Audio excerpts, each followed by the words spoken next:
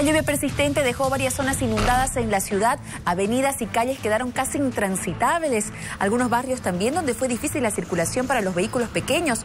Por otro lado, la gente tuvo dificultades a la hora de conseguir transporte público. Desde temprano se pudo observar cómo grupos de personas aguardaban el paso de un micro o de un trufi. Los pocos que aparecían lo hacían bastante llenos de pasajeros.